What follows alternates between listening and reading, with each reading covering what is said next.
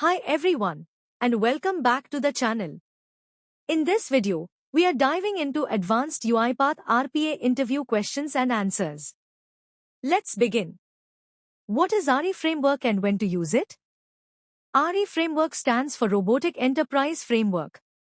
It's a robust, state machine-based project template provided by UiPath.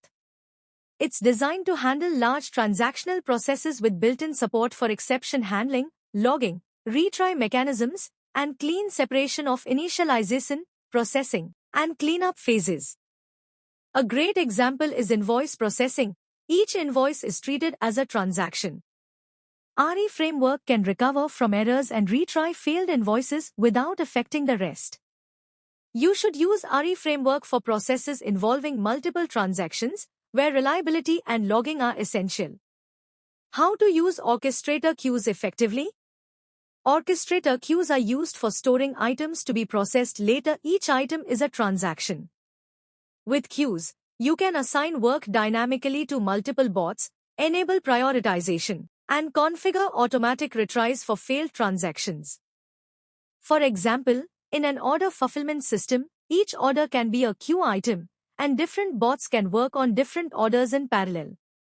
Always use queues when you want to scale horizontally or monitor transaction-level progress and errors. Exception handling in UiPath. Exception handling is critical for any automation process. UiPath provides try-catch blocks, just like traditional programming. You can catch specific exceptions like business rule exception for validation issues, and system exception for technical failures like network or file errors. For even more control, use the Global Exception Handler, which can log and decide what to do when an unhandled exception occurs. A best practice: wrap every external dependency, like file operations or web requests, in try-catch blocks to prevent bot crashes. Parallel processing. Parallel processing is used when you want to run multiple independent activities at the same time. UiPath provides two options: parallel activity for grouping multiple sequences, and parallel for each for working on lists of data concurrently. Suppose you're reading to different emails and downloading attachments simultaneously. That's where parallel execution improves efficiency.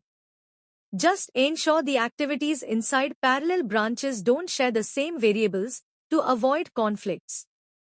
Invoke workflow usage. The invoke workflow activity is your go-to tool for modular development.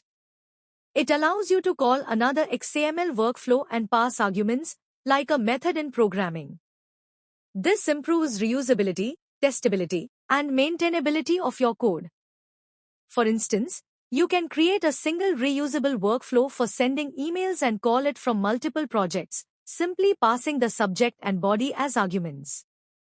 Assets and config files. Assets are stored in Orchestrator and are used to store sensitive or frequently changed information, like credentials, URLs, or file paths. These can be retrieved at runtime using getAsset or getCredential. In RE Framework, the config file is an Excel sheet that holds all dynamic values like timeouts and URLs. Together, assets and config files make your bot scalable and environment agnostic. For example, storing email SMTP settings as assets allows you to switch environments without changing the bot. State machines in RE Framework. RE Framework uses a state machine model with 4 primary states: init, get transaction data, process, and end. Each state performs specific actions. init initializes the bot and apps, get transaction data retrieves data, process handles each item, and end cleans up. State machines offer better control over transitions and help in recovery from failures.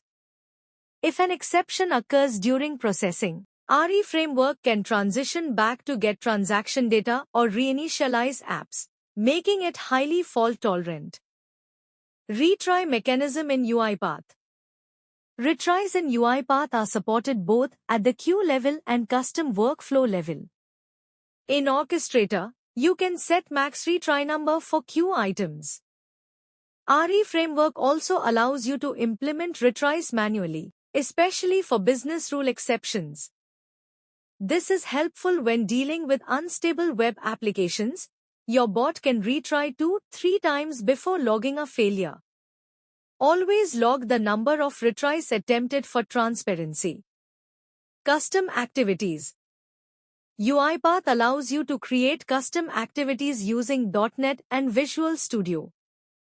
These are helpful when built-in activities don't meet your requirements. For example, you can create a custom PDF parser or a REST API connector. Once compiled into a NuGet package, you can import them into UiPath Studio and use them like regular activities. This is especially useful for integrating with legacy systems or implementing complex logic not easily achievable with standard activities. Best practices in UiPath projects. Follow these best practices to build robust bots. Use proper naming conventions for variables and workflows. Keep workflows short and modular. Use config files and assets instead of hard-coded values. Implement detailed logging and screenshots for errors. Always handle exceptions and avoid silent failures. Also, version control using Git or TFS ensures team collaboration and rollback options. Thanks for watching this deep dive into advanced UiPath RPA interview questions. If you found this helpful, give it a thumbs up, subscribe to the channel, and drop your questions in the comments below.